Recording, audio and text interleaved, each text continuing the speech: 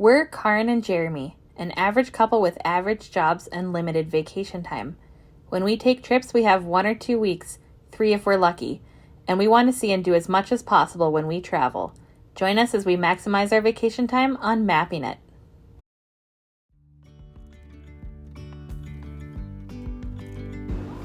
We're going to Iceland!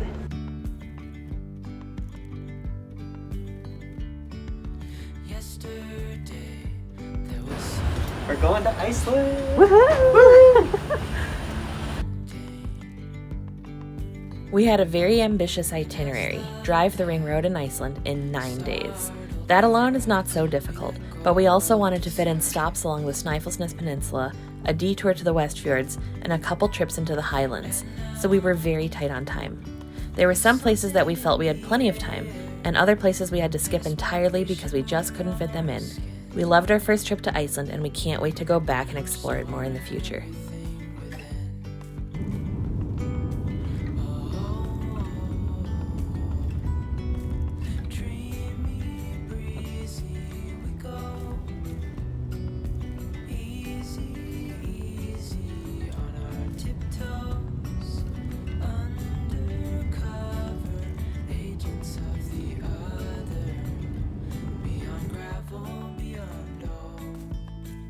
Reykjavik was a really cool city to walk around. We didn't have much time there, but we managed to get some great pastries for breakfast, really good hot dogs for lunch, and see some beautiful artwork along the way. Guess where we are? Iceland.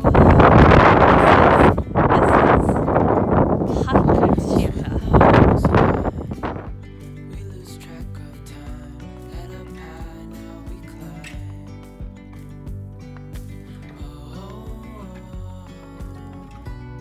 We're doing a street art tour in Reykjavik. Isn't this awesome?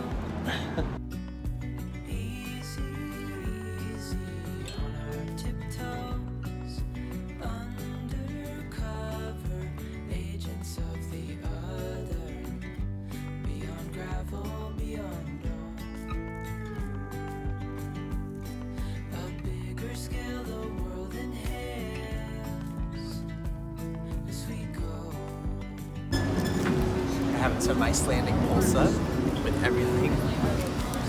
Ketchup, mustard, remoulade, onions.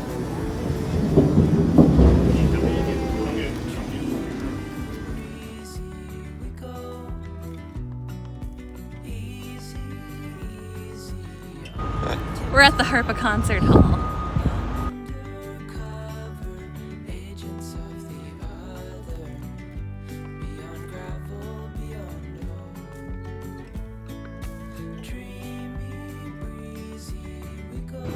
We had a great time in Reykjavik. I think we spent 4 hours here.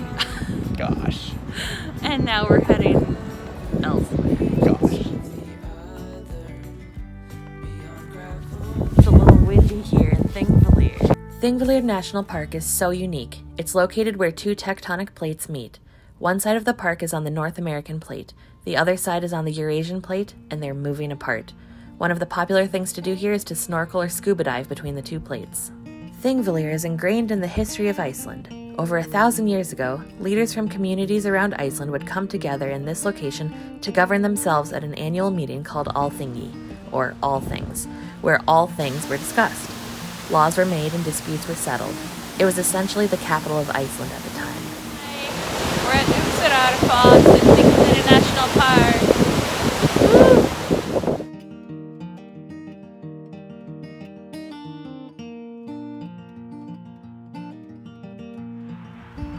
We're at Carrot Crater. Woo! Woo!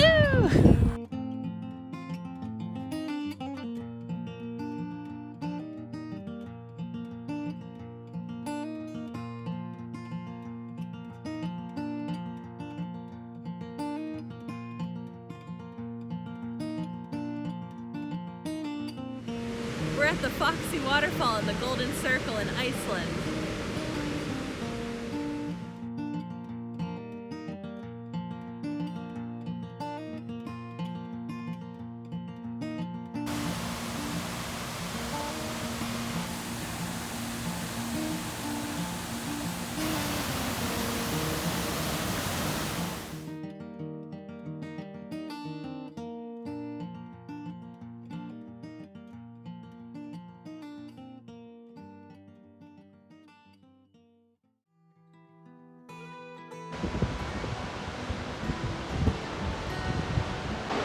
Hey there, we're at Gudelfoss Waterfall. Along the Golden Circle, and there's no one else here. Woo! Gudelfoss is a really impressive waterfall, and its name means Golden Falls, giving the Golden Circle its name. The waterfall is very powerful and has an upper and lower falls. The upper falls has a drop of around 35 feet, and the lower falls has a 70-foot drop into a narrow gorge.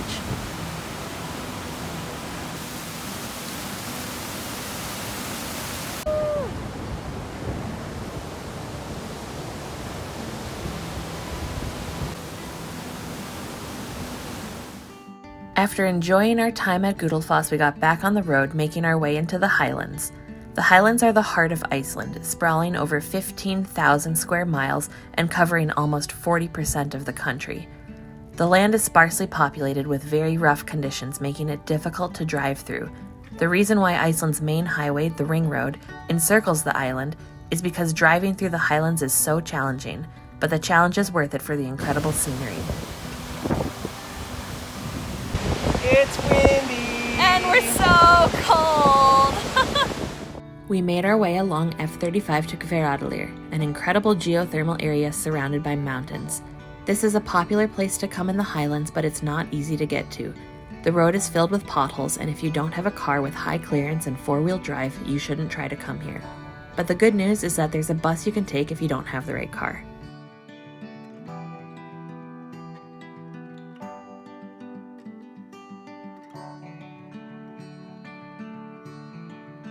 We were so excited to explore the area and hike around the geothermal river that runs through the valley, but it was insanely windy and we felt like we were going to be blown away. Pair that with Jeremy's fear of heights and there was no way he was going any further. We're so glad we got to see the area and we can't wait to come back in calmer weather to explore it more in depth.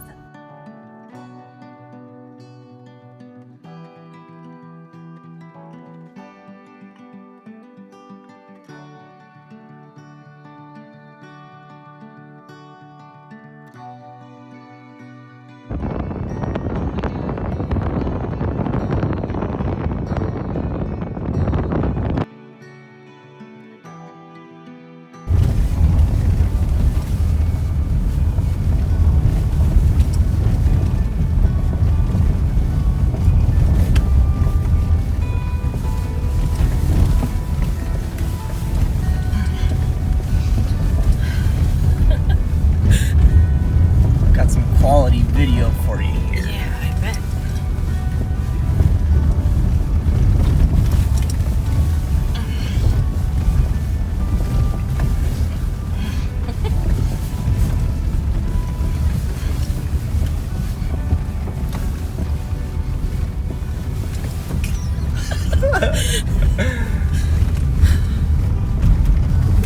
That's hardly enough space.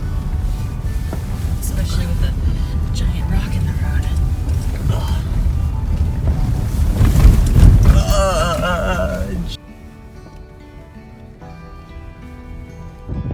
We're at the Horseshoe Bend of Iceland. I'm not quite sure what this is called, but it's pretty awesome.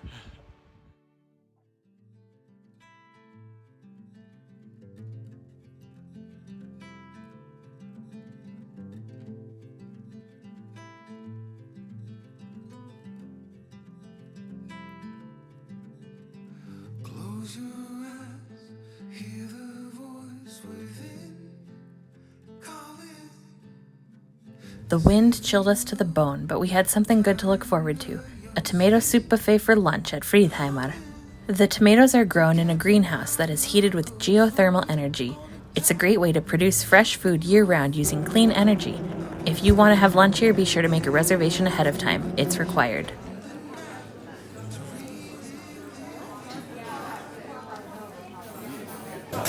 I'm drinking some tomato beer.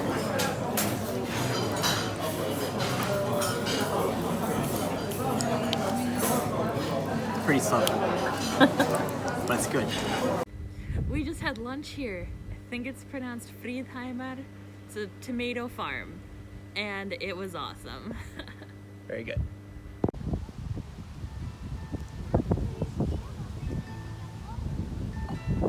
Are you itchy?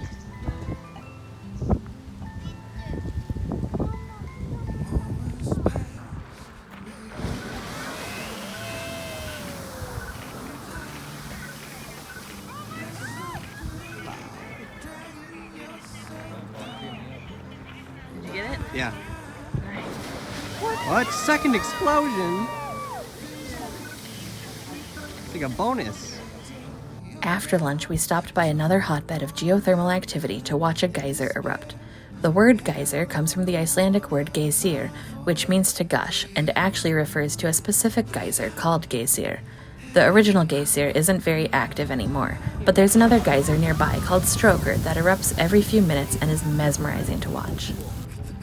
We finally pulled ourselves away from the geyser and headed for another waterfall, Brúarfoss. It's about a 45-minute hike to the waterfall from the parking lot, but we were going much slower because the trail was super muddy. Be sure to have good boots with you. We made it to Brúarfoss. Brúarfoss is beautiful.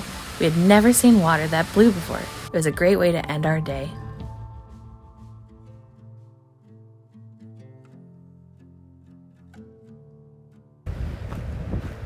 We were just at Brúarfoss. It was beautiful, but the hike took forever. It was like... Understatement. Yeah, it was an hour. It was difficult and insanely muddy, like absolutely ridiculously muddy. And we have a long hike back to the car now. So if you want to hike to Brúarfoss, be warned and wear good shoes.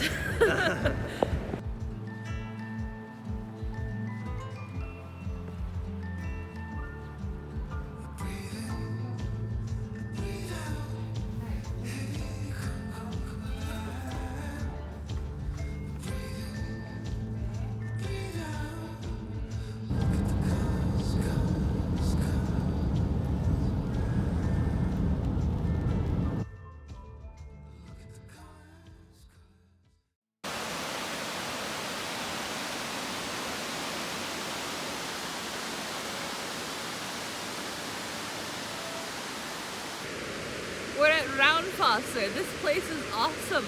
The water is filtered through lava rock and the waterfalls are everywhere.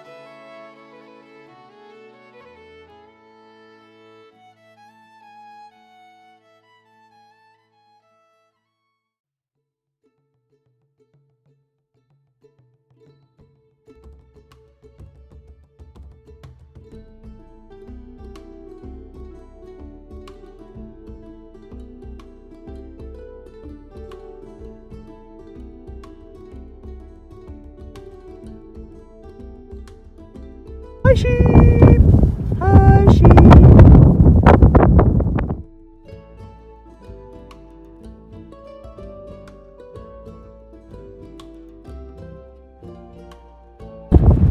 We're at Geothermal on the Snæfellsnes Peninsula. This place is a great place to watch seals sunbathe, but unfortunately for us there's not a whole lot of sun and it's a bit rainy right now. But we've seen some seals, so it was still worth it.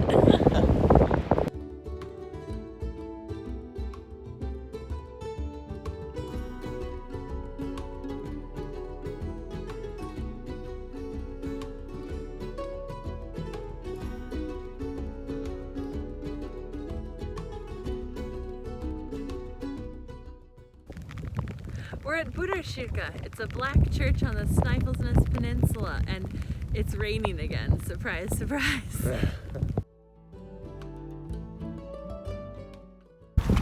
Where are we going? Bjarnarfoss.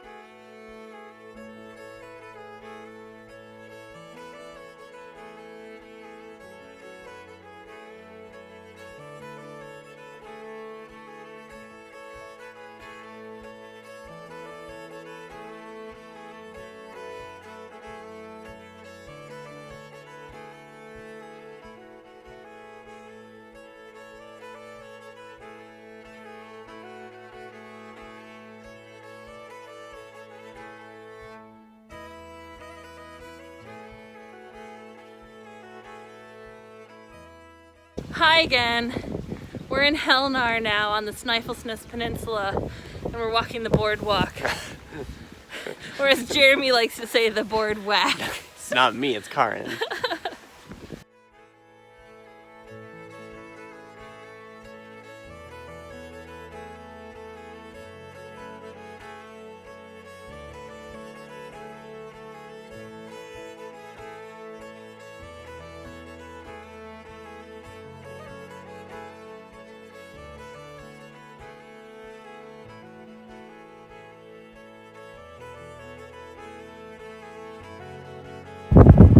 We're at the Landringer viewpoint. You can see it right behind us. This was made from lava!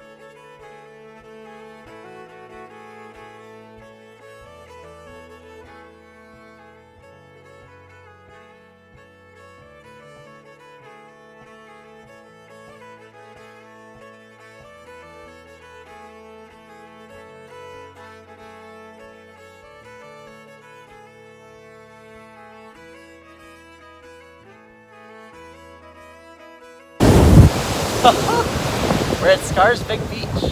It's a yellow sand beach, which is rare for Iceland.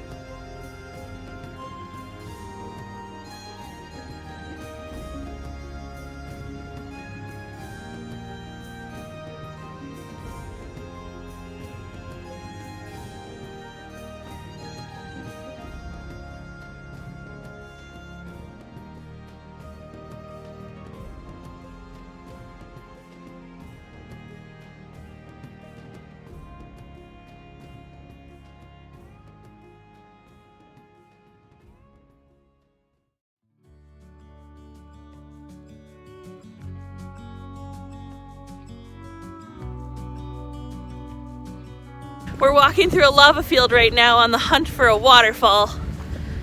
And thankfully it's not raining.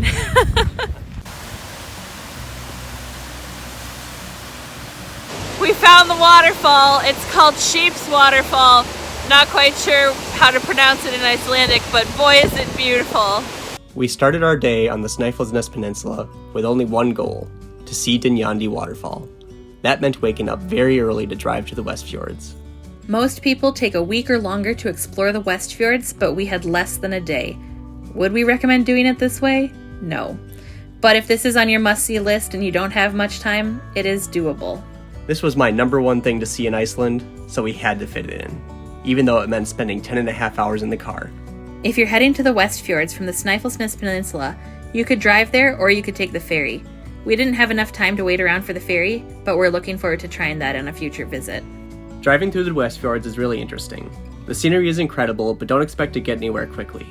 You're constantly driving around a fjord, and then up and over a mountain, and then down around another fjord, over and over again. It's beautiful, but slow.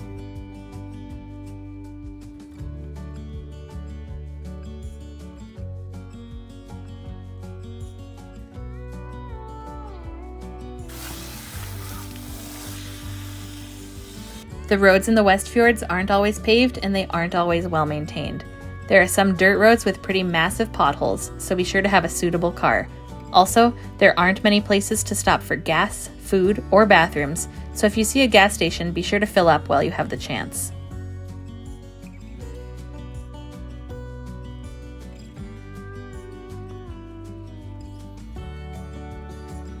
We made it to Dynjandi! We came all the way to the Westfjords to see this waterfall. This is Dynjandi, and there are 7 other waterfalls below it.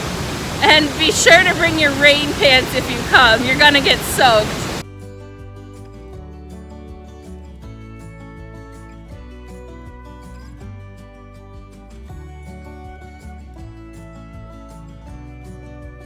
Dynjandi waterfall is well worth the long drive through the Westfjords. At approximately 100 meters high and 60 meters wide, it's really impressive. We're at the top of Dynjandi. There's quite a hike to get here, and it's a little slippery and definitely not accessible because there's a ton of stairs, but it's worth it. We really enjoyed Dynjandi. It's out of the way, but absolutely incredible. Even though it was raining when we went, we ended up spending over 2 hours there. Dynjandi is a great place for a picnic. There are picnic tables, fantastic views, and WCs. Everything you need. After lunch we had to get going. We still had 6 hours of driving ahead of us before we could stop for the night. It was a long day of driving, but we wouldn't change a thing.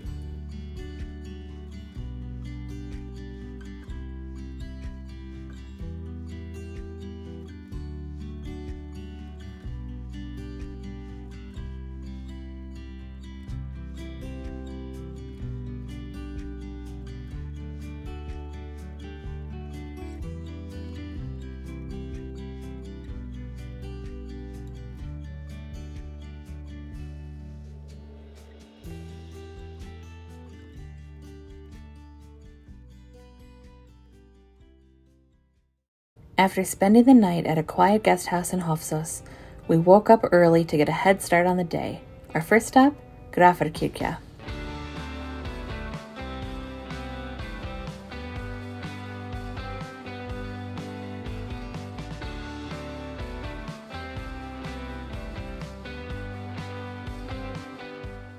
We're at Grafarkirkja, a grass-roofed church from the 17th century. It's the oldest turf church in Iceland. Let's check it out.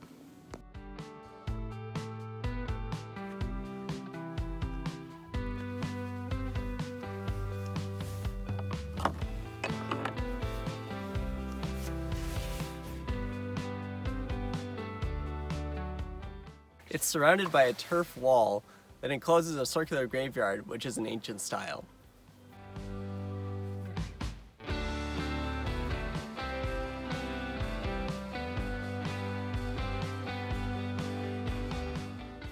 Also, don't think of going inside because the door is locked, but you can look in the window. It's really cool to see. It's a little dark though. It's still fun to explore the grounds, and if you look closely, you'll see some ancient wood carvings on the building.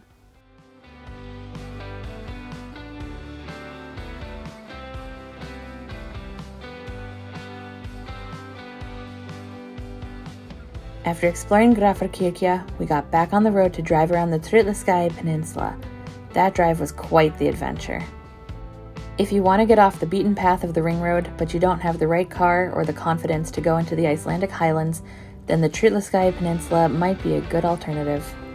The landscape is filled with mountains and fjords and incredible views around every turn.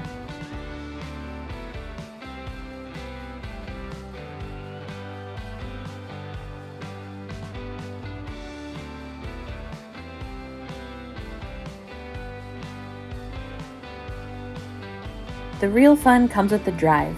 Sometimes the roads are paved and sometimes they aren't. And sometimes without any warning you alternate between patches of paved and unpaved road on winding, undulating curves with a dramatic cliff below. So our advice is to take it slow and enjoy the ride. Think of it like a roller coaster.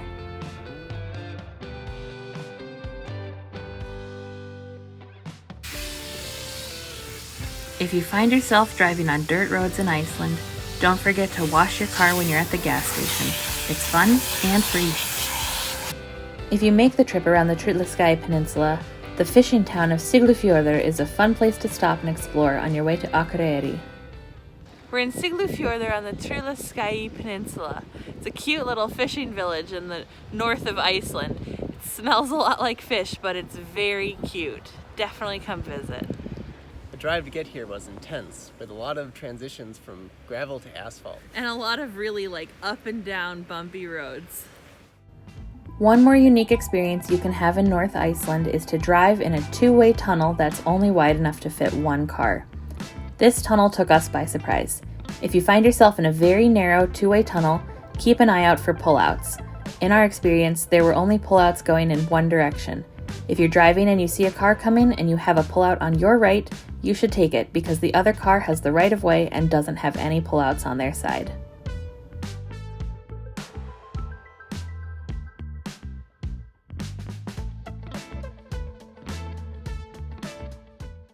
This is the church in Akureyri, designed by the same person as the church in Reykjavik.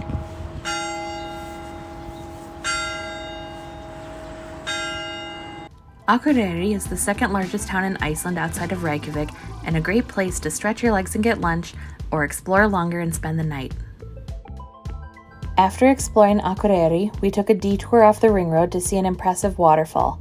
If you have the right car, it's an easy 50-minute drive inland from Goðafoss on well-maintained dirt roads.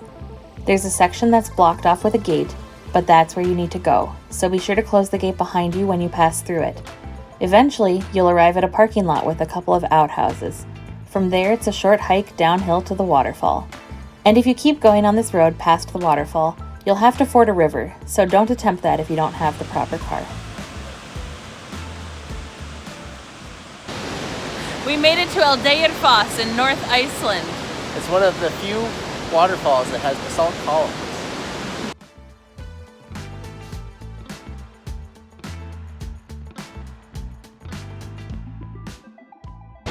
We made it to Goðafoss. Goðafoss is a beautiful horseshoe-shaped waterfall downstream from Eldeyjarfoss. Legend has it that this waterfall got its name when Iceland adopted Christianity. Around 1000 AD, Iceland faced a tough decision: continue worshipping pagan Norse gods like Odin, Thor, and Loki, or convert to Christianity. To avoid being attacked by the Vikings, the leader of Iceland ultimately decided it was time to convert. After the decision was made, he returned to his home in North Iceland and threw his idols into the waterfall, encouraging others to do the same. The waterfall became known as the Waterfall of the Gods, or Goðafoss.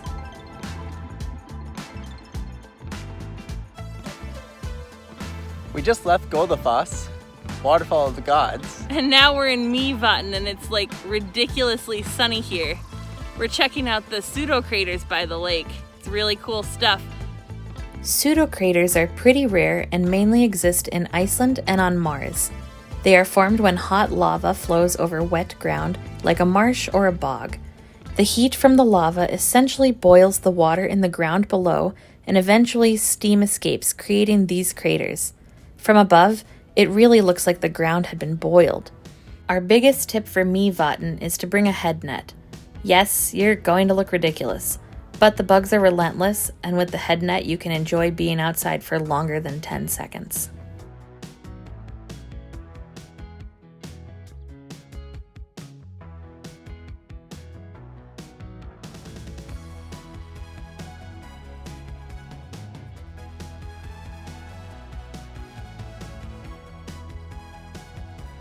After exploring Mývatn, we got back on the road to head to our final stop of the day, Húsavík. After watching the Will Ferrell movie, Eurovision Song Contest, The Story of Fire Saga, we knew we had to visit this town. Húsavík is mainly known for being a great place to go whale watching, but our priorities were slightly different. First, we made a stop at Geysers, a geothermal hot springs spa.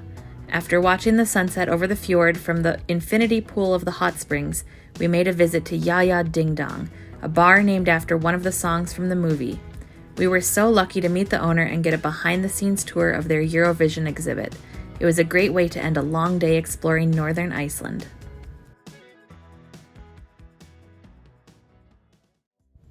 We woke up early in Húsavík and did a quick self-guided tour of filming locations from the Fire Saga movie before heading back towards Mývatn. And although we didn't have much time there, we really enjoyed exploring Húsavík and can't wait to go back in the future.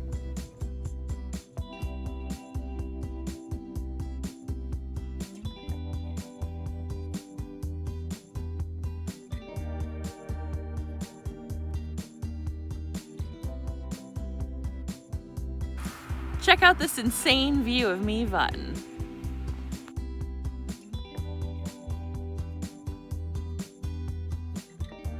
Mývatn has some great geology to explore. In addition to pseudocraters, there's a massive volcanic crater you can hike up, and a large lava field to walk through too. Our first stop in Mývatn happened to be another filming location, and if you're a Game of Thrones fan, you'll recognize this one.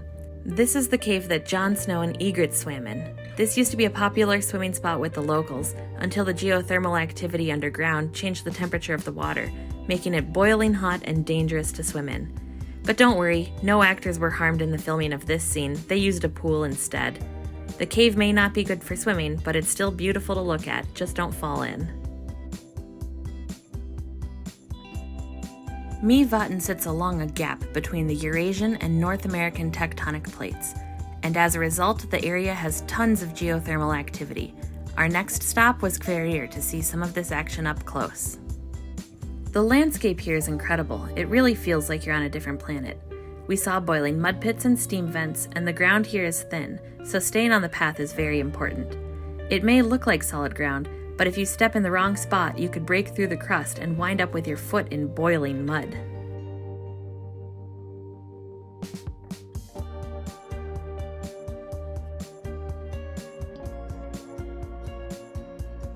We're here in Glacier near Mývatn. It's an area of high geothermal activity, and I really wish you guys could smell it right now. It is so hard to breathe. It's the most intense rotten egg smell. After we had our fill of sulfuric rotten egg smelling adventures through the geothermal area, we got back on the road heading for Dettifoss. It's about a 45-minute detour off the Ring Road to get to Dettifoss, but it's well worth the trip.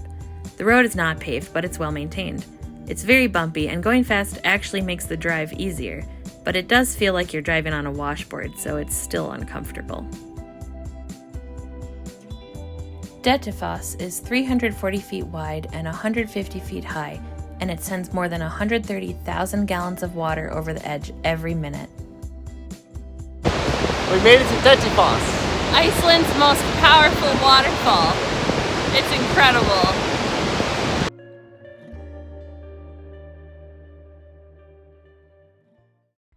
We hiked from Dettifoss to Selfoss. Yeah, it was not exactly a fun hike. Selfoss is a short 30-minute hike upstream from Dettifoss. You're climbing over rocks and walking along uneven ground, so it's not the easiest hike, but it's not that bad, and it's absolutely worth it in the end. Selfoss was a lot less crowded than Dettifoss, and after enjoying the peace and quiet of the waterfall, we hiked back to our car. We drove 5 minutes down the road to another impressive waterfall before heading to Seydisfjordur for the night. There's not a whole lot to see between Dettifoss and Seydisfjordur, not even any trees, so settle in for a long ride. Now's a good time to listen to an audiobook or podcast.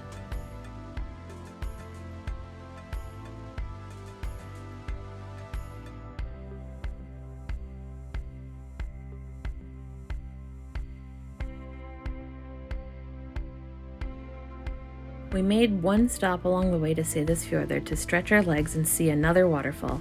It was nice to get out of the car, but after Dettifoss and Selfoss, this one wasn't nearly as impressive.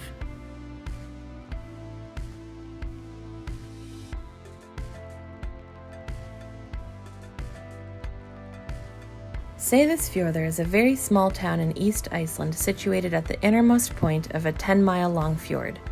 There's not much to do here, but there's a lot of street art to enjoy courtesy of the local art academy. Iceland is full of filming locations for various movies and TV shows, and Seydisfjordur is no exception. I was very excited to see some of the filming locations for the movie The Secret Life of Walter Mitty. We wrapped up the night with dinner at a local pub, a great way to end a long day of driving around the Ring Road.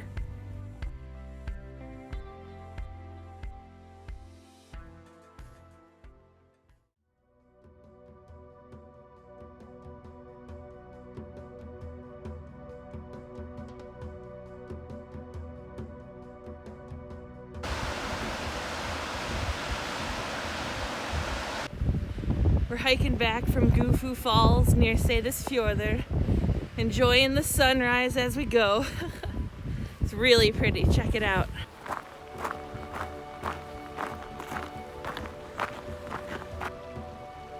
Hi guys. We were just trying to head to a scenic viewpoint to overlook the town of Seydisfjordur.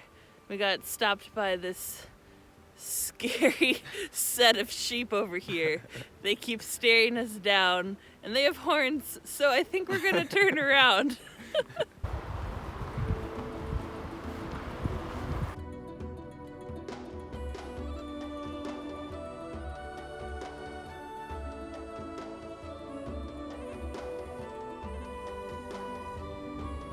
We left Seydisfjordur early in the morning for a long day of driving around East Iceland.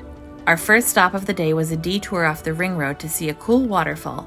The entire detour was unpaved and the road was extremely steep and narrow in some sections, so be careful if you go this way.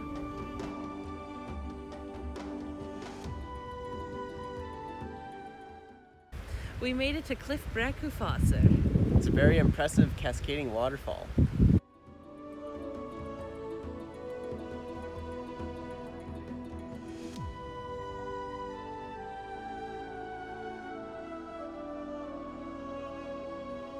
East Iceland is similar to the Westfjords in that it is sparsely populated and you're constantly driving along mountains and fjords. The difference is that the roads in East Iceland are mainly paved and in great condition. Don't underestimate this section of the Ring Road. While the roads are good, the drive is extremely long.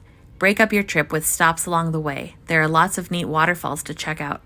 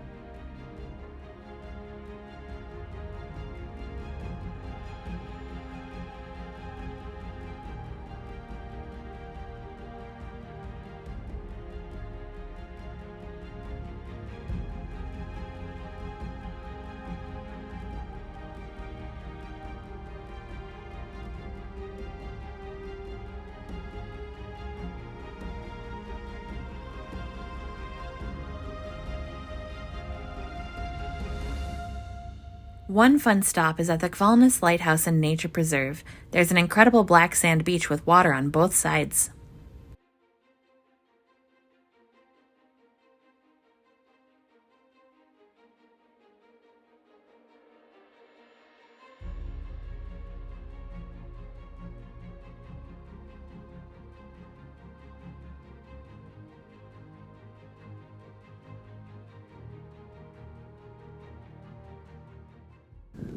We're at Vestrahorn. It's really cool to explore. There's really tall mountains right behind us, and the tide has gone out, leaving reflective pools of water, which is awesome to walk around and see.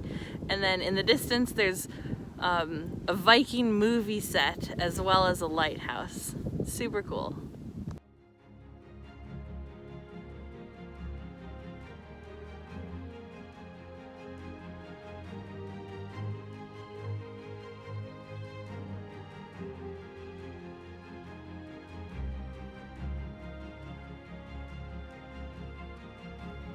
We spotted our first glacier near Vestrahorn, and it was very exciting.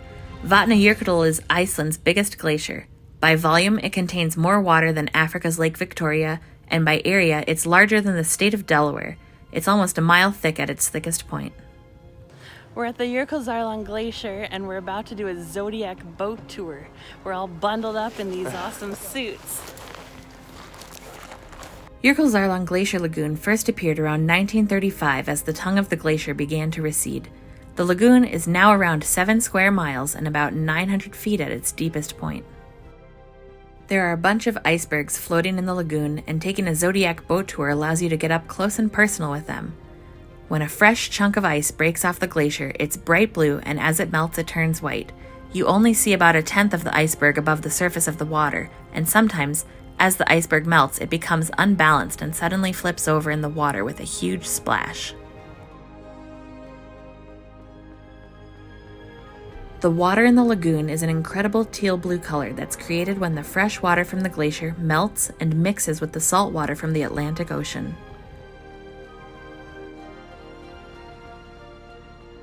There are tons of seals swimming through the lagoon and lounging on icebergs. They have no predators in the lagoon, so it's a safe place for them to relax.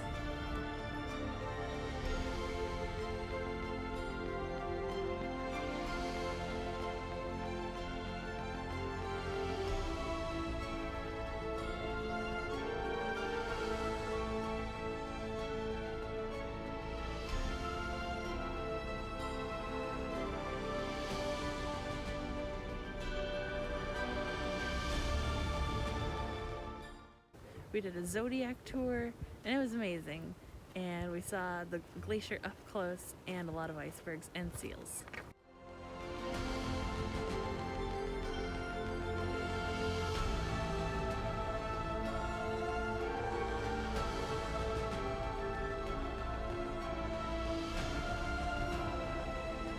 We ended our day at Diamond Beach right next to the Glacier Lagoon.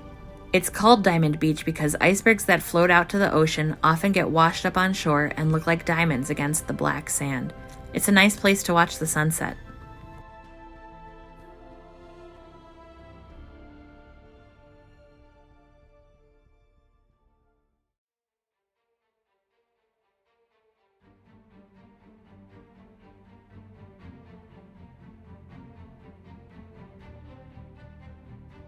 We woke up early to catch the sunrise at Jökulsárlón Glacier Lagoon.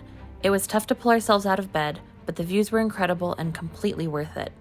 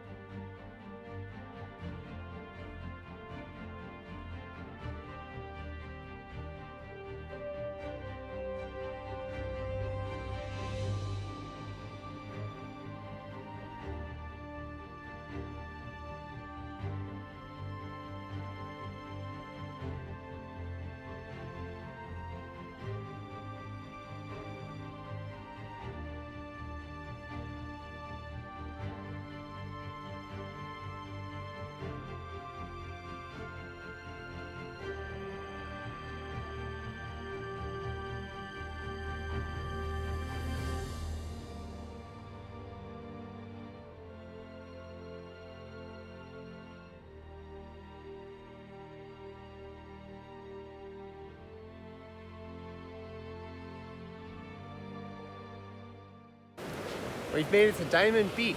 They call it that because this is where icebergs that came from the Glacier Lagoon wash up on shore and they look like diamonds in the light. It's really cool.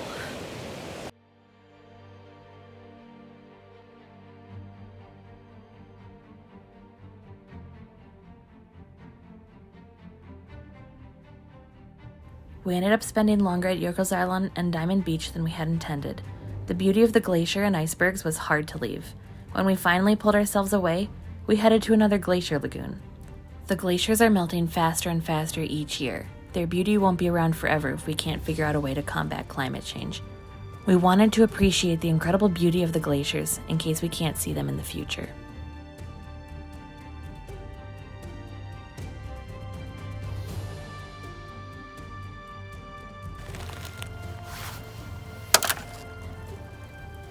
I found an iceberg.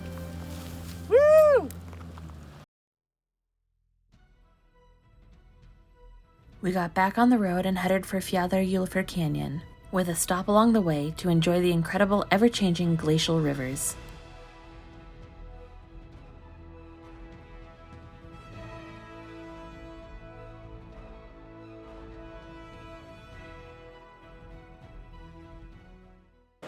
We made it to Fjaðrárjökull Canyon. That was a long word to say. The canyon is hugely popular with tourists, thanks in part to a Justin Bieber music video that was filmed here, so you might have to fight for a parking spot.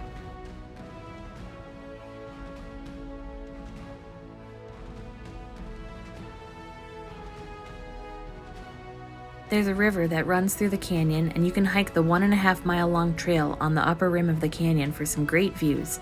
It seems like people used to be able to go out on the jagged fingers that stick out into the canyon, but that was causing significant erosion and damage to the land, so they built special viewing platforms to stand on. This is a really fun stop on the south coast of Iceland.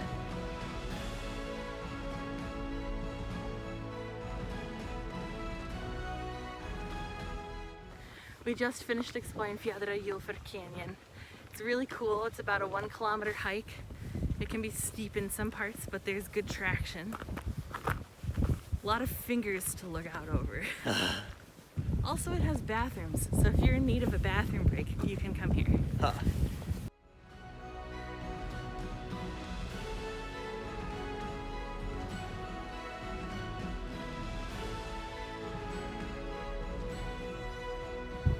We're at a lava field covered in moss.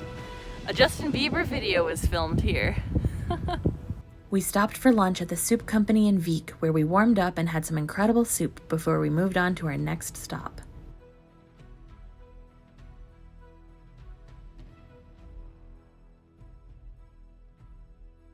We're at Reynnisfjara Beach in South Iceland, and behind us you can see basalt columns, and over my shoulder you can see the Reynnisdrangar. They are supposedly trolls that stayed out too late trying to catch a ship, and then they turned into stones. Reynnisfjara Beach is a beautiful black sand beach. There are hexagonal basalt columns in the side of the rock that are fun to climb. Around the corner you can explore some cool caves when it's low tide. Be careful here, this beach is dangerous. It's known for having sneaker waves that seemingly come out of nowhere and sweep people away.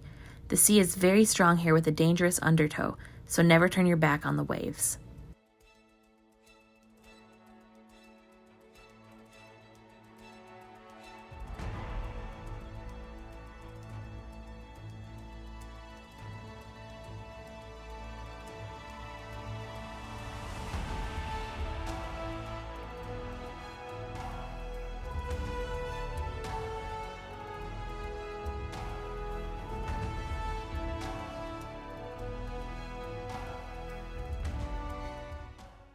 Hi from Dyrhólaey. Hi from Dyrhólaey. Hopefully one of those was pronounced correctly. Dyrhólaey is a promontory that juts out into the sea.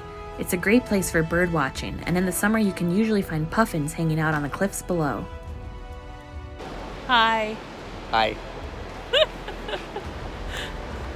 We're at a nice viewpoint overlooking Reynnisfjara Beach, which is a black sand beach in South Iceland.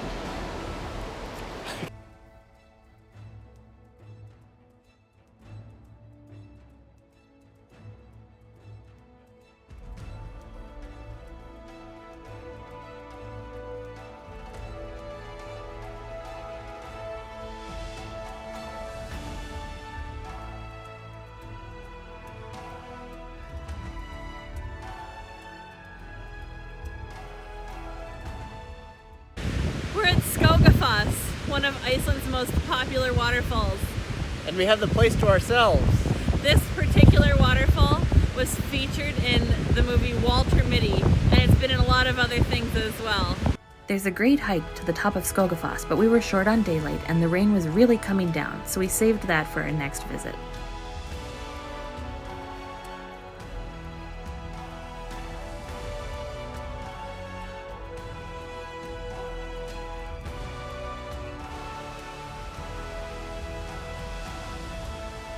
We made it to Seljalandsfoss, and that's how you pronounce it, not like Seljalandsfoss. We're the only ones here. Sun hasn't risen yet. Super early, last day in Iceland, but we gotta see this waterfall before we go. Check it out.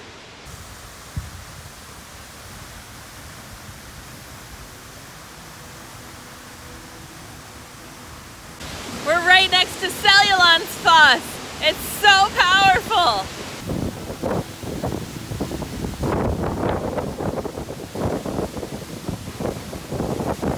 This is one of a few waterfalls in Iceland that are special because you can walk behind them.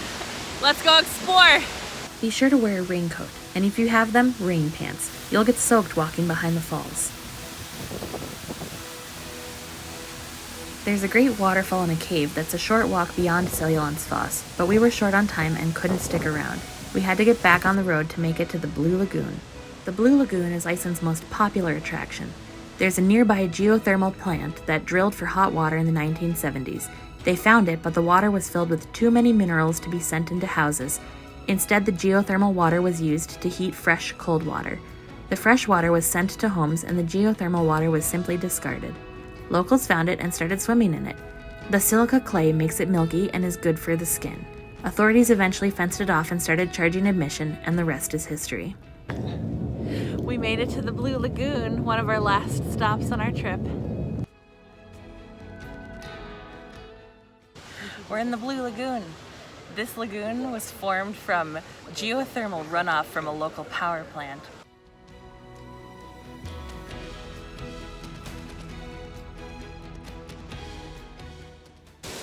We've got silica mud masks on. We may look a little silly, but it's supposed to be really good for your skin.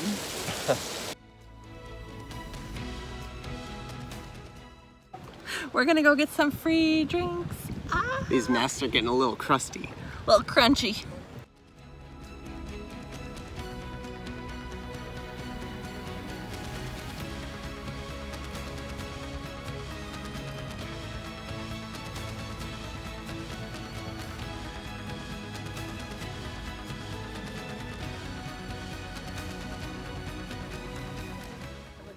We found a part of the Blue Lagoon to keep all to ourselves. We just finished at the Blue Lagoon. It's very relaxing. Highly recommend. Definitely worth it even though it's a little touristy.